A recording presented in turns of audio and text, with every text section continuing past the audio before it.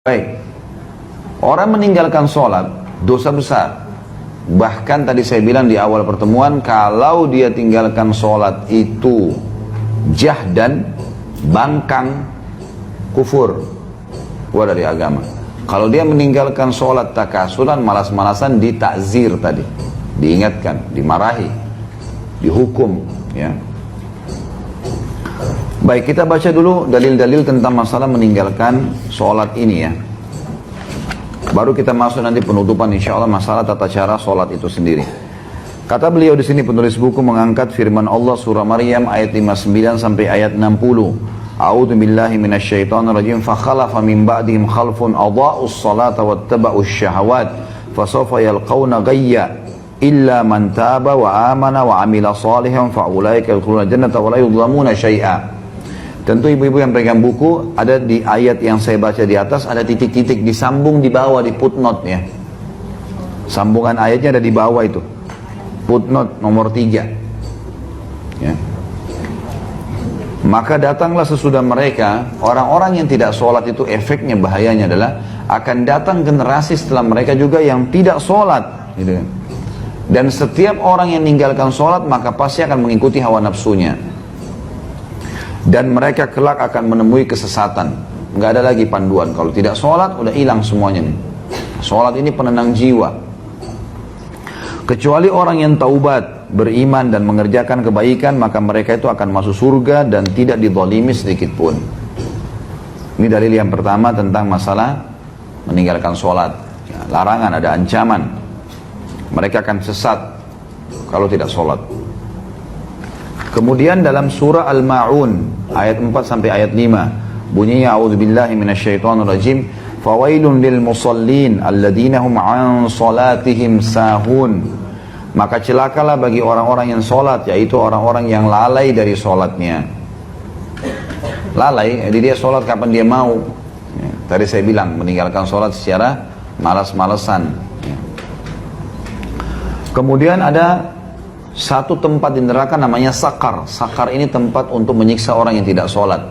Allah sebutkan dalam surah Al-Muddathir ayat 42 sampai 43. Al-Muddathir ayat 42 sampai 43. Tentu yang pegang buku bisa lihat di situ. Kalau yang belum punya bukunya bisa lihat, ya. Buka Quran di HP-nya. A'udzubillahi minasyaitonirrajim. Ma salakakum fi Sakar? Qalu lam naku minal musallin. Apa para malaikat nanti akan tanya mereka, orang-orang yang masuk neraka Sakar tuh, apa yang membuat kalian masuk ke dalam neraka Sakar? Mereka menjawab, kami dahulu tidak termasuk orang-orang yang mengerjakan sholat. Jadi jelas ancamannya akan masuk ke dalam neraka. Nabi SAW bersabda, al-ahadul ladzi bainana wa bainahum tarkus shalah, al-ahadul ladzi bainana wa bainahumus shalah, faman tarakah faqad kafar. Hadis ini sahih riwayat Tirmidzi dalam Kitabul Iman. Dan Ibnu Majah juga dalam kitab Iqamah was Salah was Sunnah fiha. Hakim juga menyebutkan dalam Mustadrak. Ya, dan ini beliau juga mensahihkannya, dan Imam Az-Zahabi juga penulis buku kita ini juga mensahihkannya. Yang berbunyi perjanjian yang ada antara kita dengan mereka adalah solat. Maksudnya perbedaan dasar antara kita dengan orang-orang kafir adalah solat. Maka barang siapa yang meninggalkannya, maka dia telah kafir. Dianggap kafir kalau dia meninggalkan solat secara jahdan tadi, paksa. Enggak, saya nggak mau solat. Kemudian juga dalam hadis Nabi SAW yang berbunyi, man fatathu salatul asri habita amalu. Barang siapa yang luput melaksanakan salat asar sebagai bentuk pengingkaran, ya, maka amal ibadahnya telah gugur, dihapus amal ibadahnya semua. Ini ruginya, gitu kan. Jadi di antara 5 waktu salat ini, salat yang paling afdal adalah asar. Datang setelahnya subuh dan isya. Datang setelahnya duhur dan maghrib. Baik, bukan bertidur sama maghrib tuh tidak ada fadilah, ada. Ini 5 waktu sholat, tapi kalau kita susun sesuai dengan urutannya, maka asar yang paling tinggi, kemudian baru masuk subuh sama isya, gitu ya. Kemudian hadis Nabi SAW yang lain, ya ini semua ada disebutkan di footnote-nya. Hadis riwayat Imam Muslim dalam Kitabul Iman, dan juga Abu Daud dalam Kitabus Sunnah, Tirmidzi dalam Kitabul Iman.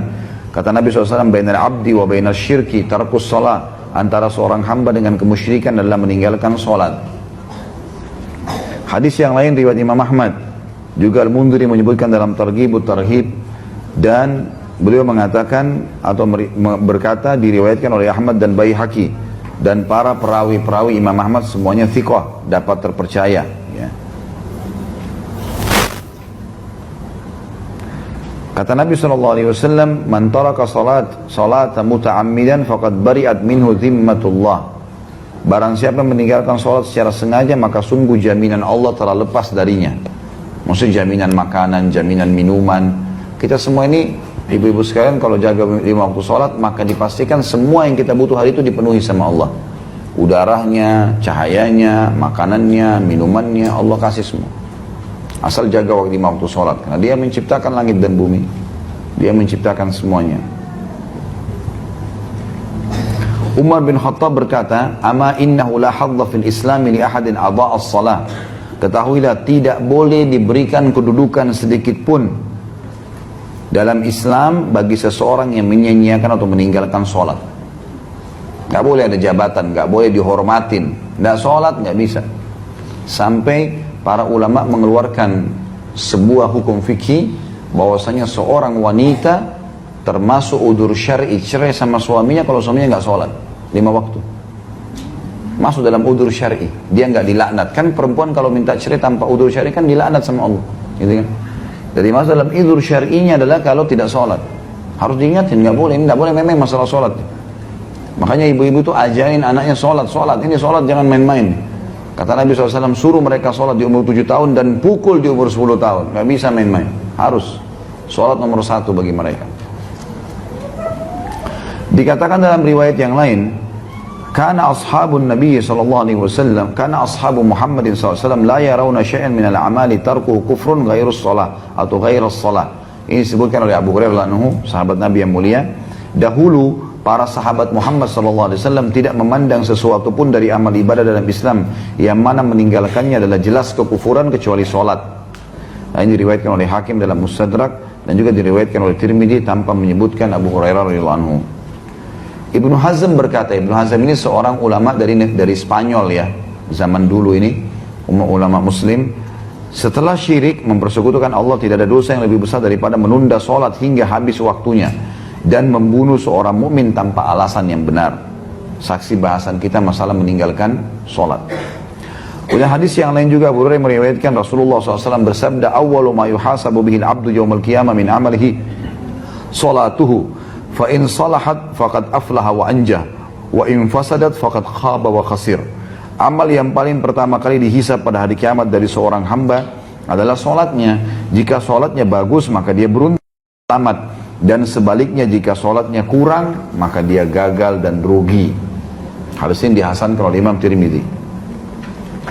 Nabi kita Muhammad SAW memastikan bahwasanya kita atau beliau diperintahkan untuk ya memerangi orang-orang sampai mereka sholat. Sebagaimana hadis beliau, umirtu an uqatilan nasa hatta yashhadu an la ilaha illallah wa anna Muhammad Rasulullah wa yuqimus shalah wa yu'tuz zakah fa in fa'alu dzalika asamu minni dima'ahum wa amwalahum illa bihaqqil Islam wa hisabuhum 'ala Allah. Aku diperintahkan oleh Allah untuk memerangi manusia sampai mereka mengucapkan syahadat, asyhadu an la ilaha illallah Muhammad Rasulullah. Aku bersaksi tidak ada yang berhak disembah kecuali Allah, Muhammad adalah hamba juga utusannya. Lalu mereka mendirikan sholat, mereka membayar zakat. Apabila mereka telah melaksanakannya, maka mereka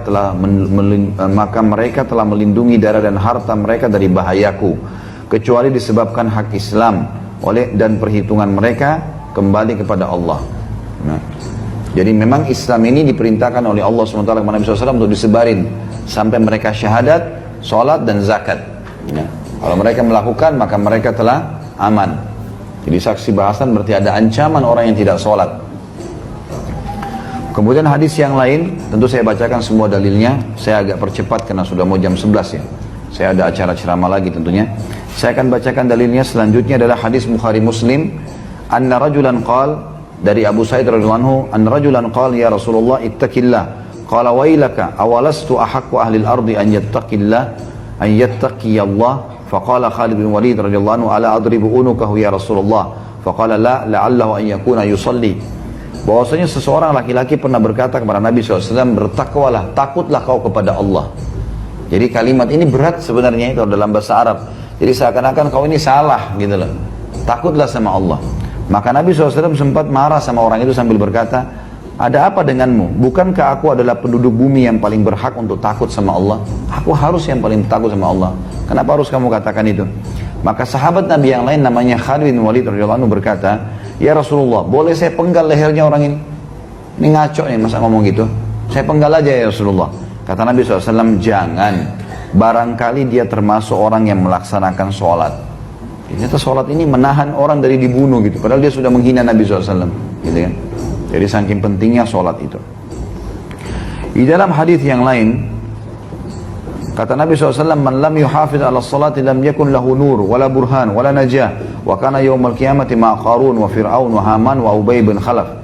Tapi tentu di sini masih diperselisihkan ulama tentang kesahihan hadisnya ya. Cuma di sini Imam Adzhabi mengangkatnya karena dia penguat saja. Barang siapa yang tidak menjaga sholat maka dia tidak dapat cahaya, bukti yang nyata, maksudnya pertolongan, dan tidak pula keselamatan. Dan pada hari kiamat dia bersama Qarun, Fir'aun, Haman, dan Ubay bin Khalaf. Terakhir ibu-ibu sekalian adalah dalil Nabi SAW yang beliau berkata kepada Muadz bin Jabal, ma min abdin yashhadu an la ilaha illallah anna Muhammadan abduhu wa rasuluhu illa harramallahu 'alan nar. Tidak ada seorang hamba yang bersaksi tidak Tuhan yang berhak disembah kecuali Allah, kemudian dia juga mengatakan Muhammad adalah utusan Allah, melainkan Allah akan mengharamkan baginya untuk masuk neraka. Maksudnya adalah di sini kata ulama hadis, syahadat ini akan mendorong orang untuk melengkapkan rukun Islamnya. Maka setelah itu dia akan kerjakan sholat, dia akan kerjakan zakat, dia akan puasa, dia akan haji. Dan kalau dia kerjakan itu dia akan dapat jaminan surga. Kata penutup Imam Adzhabi, maka orang yang menunda sholat hingga habis waktunya adalah orang yang menanggung dosa besar. Kalau ada orang sengaja undur duhur misalnya, sampai azan asar, oh saya belum sholat nih, baru sholat, itu dosa besar. Tetap dia sholat, tapi tunda-tunda, sampai keluar dari waktunya, ini sudah dosa besar. Dan orang yang meninggalkan sholat secara total, yakni satu sholat saja, sengaja nggak mau sholat subuh, nggak mau, maka dia adalah seseorang, ya, dia seperti orang yang berzina dan mencuri, karena meninggalkan setiap sholat atau menundanya hingga tidak sempat mengerjakannya adalah satu dosa besar. Jika seorang melakukan itu berulang kali, maka dirinya adalah termasuk orang-orang yang gemar melakukan dosa-dosa besar, kecuali apabila dia bertaubat. Dan jika terus-menerus meninggalkan sholat, maka dia termasuk di antara orang-orang yang merugi dan celaka serta durjana. Dalam arti kata bisa masuk sampai pada tingkat kekufuran.